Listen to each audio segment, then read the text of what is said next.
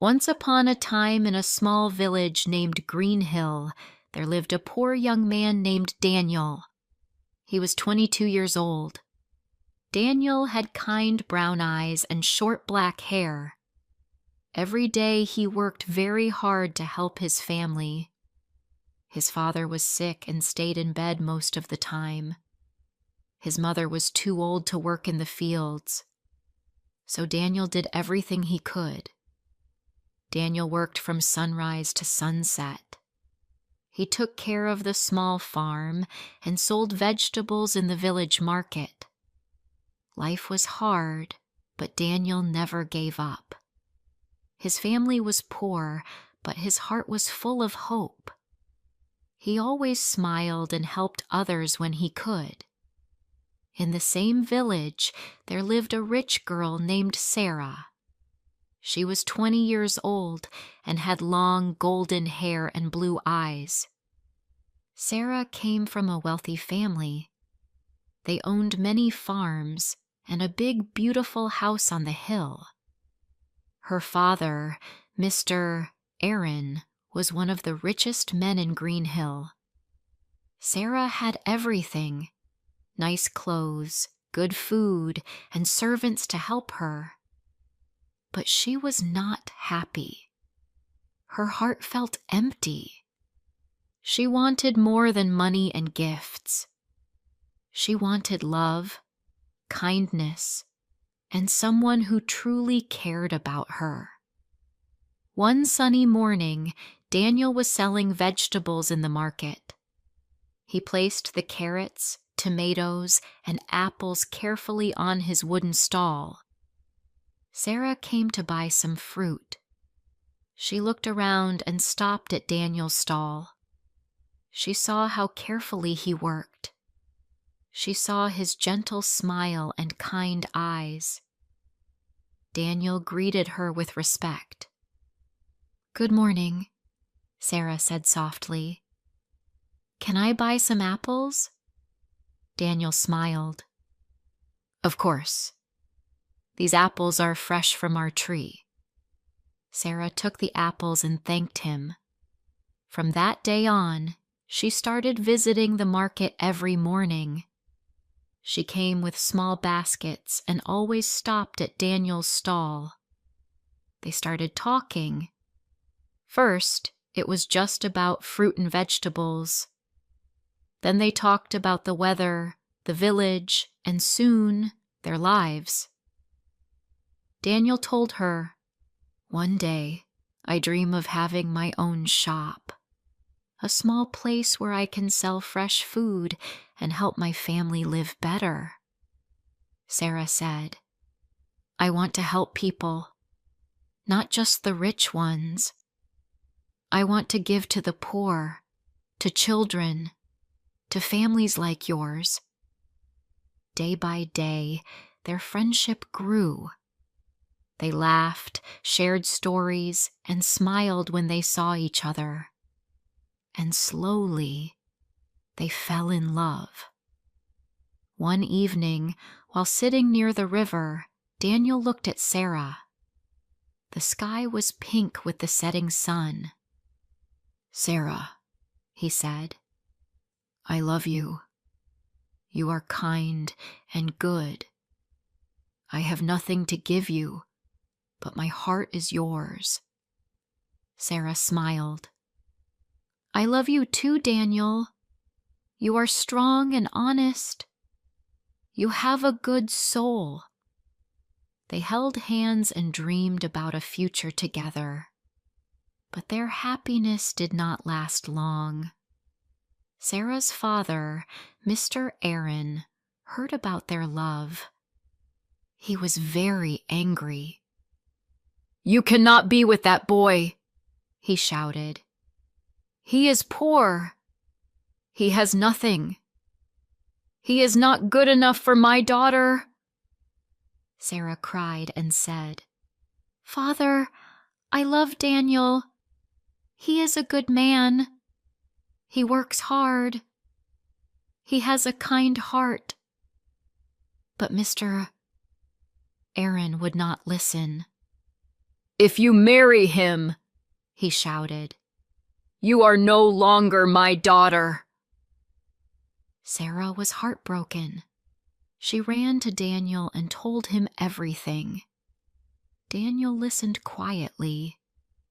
His face was sad. "Sarah," he said softly, "I love you, but I don't want your life to be full of pain. Maybe we should not be together." Sarah cried, "No, Daniel, I want to be with you no matter what." But Mr. Aaron was full of pride and anger. He told all the villagers not to buy from Daniel's stall. "Do not help that boy," he said. "He is trying to steal my daughter." Slowly, the villagers stopped buying vegetables from Daniel. His stall was empty. His family had no money. They did not have enough food. Daniel's father became sicker. Medicine was too expensive. Daniel worked day and night. He tried to borrow money, but no one helped him. His eyes grew tired, and his hands were rough from work. Sarah saw all of this. She could not stand it anymore. She went to her father again. "Please, Father," she begged. "Let me be with Daniel. He is a good man." But Mr. Aaron said, "No, you will marry someone rich. I have already chosen him." Sarah cried, "I don't love him." Mr. Aaron shouted, "You will do as I say!" And he locked Sarah in her room. She could not leave the house. Her window showed the sky, but not the one she loved. She cried every night. She thought about Daniel, about his smile, about their dreams. Her heart felt like it was breaking. Meanwhile, Daniel was losing hope. His father was very ill. The little money he had was gone. The shop he dreamed about felt like a faraway dream. One night, rain poured over the village. The wind blew hard. Thunder crashed in the sky. That night, Sarah escaped from her house. She ran through the rain, her clothes soaked and her hair flying in the wind. She reached Daniel's small house and knocked on the door. Daniel opened it, surprised. "Sarah," he said, "what are you doing here?" "I cannot live without you," she said, crying. "Let's run away together." Daniel shook his head. "I can't take care of you. I can't even feed my own family." Sarah took his hand and said, "We will face everything together. I will help you. I will work. I don't care about money. I care about you." Daniel looked at her. She was wet, cold, and brave. He hugged her tightly. "You are very strong, Sarah. I love you." And that night, they made a choice. They would leave Green Hill and start a new life. They packed a small bag and walked through the storm.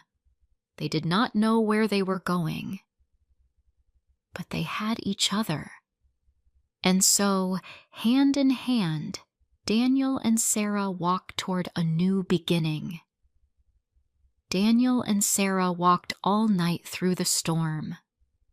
Their clothes were wet, and the cold wind blew against their faces. They were tired, but they did not stop.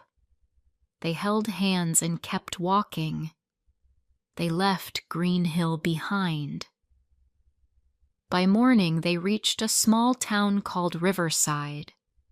It was quiet and far from their village. Daniel and Sarah had no money, no food, and no place to stay. But they had hope. Daniel said, "I will find work today. I will do anything." Sarah said, "And I will work too. We will build a life together." That day, Daniel found a job as a laborer. He carried heavy stones and worked under the sun. It was hard work, but he did not complain. Sarah found work as a maid in a small house. She cleaned floors, washed clothes, and cooked meals. Her hands became rough, but her heart stayed soft. Every evening, they met under a tree near the river. They shared bread, laughed a little, and talked about the future.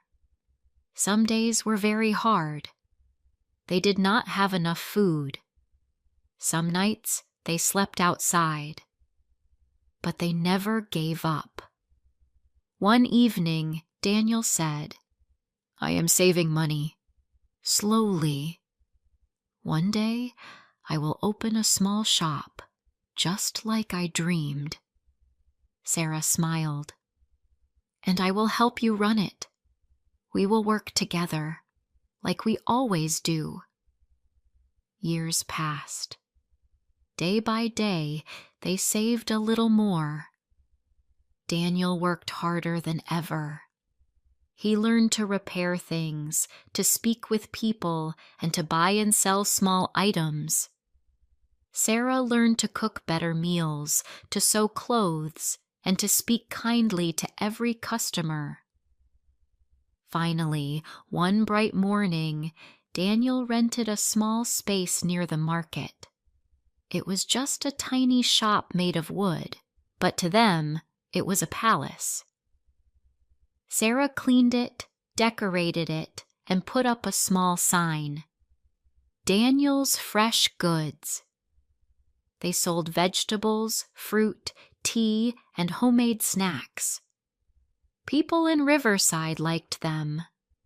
They came to buy from the kind man and the smiling woman. Business grew. They earned enough to buy simple clothes, warm blankets, and better food. Their faces were brighter, their eyes full of love and peace. Back in Green Hill, Mr. Aaron heard about them. A traveler told him, "Sir, your daughter Sarah and that boy Daniel now run a small shop. They are doing well." At first, Mr. Aaron was angry, but later he felt sad. He sat alone and remembered his daughter's tears. He thought about her courage, her strength. Slowly, his heart changed. "I was wrong," he whispered. "I wanted her to marry for money. But she chose love. And she was right." One day, Mr. Aaron came to Riverside. He walked through the market and found the little shop. He saw Sarah behind the counter, smiling as she gave a child a free apple. He saw Daniel fixing a basket for an old woman. Mr. Aaron stepped forward. "Sarah," he said quietly. She looked up. Her eyes widened. "Father?" He nodded. "Yes. I came to see you and to say I was wrong." Sarah's eyes filled with tears. She ran and hugged him. "I forgive you," she said.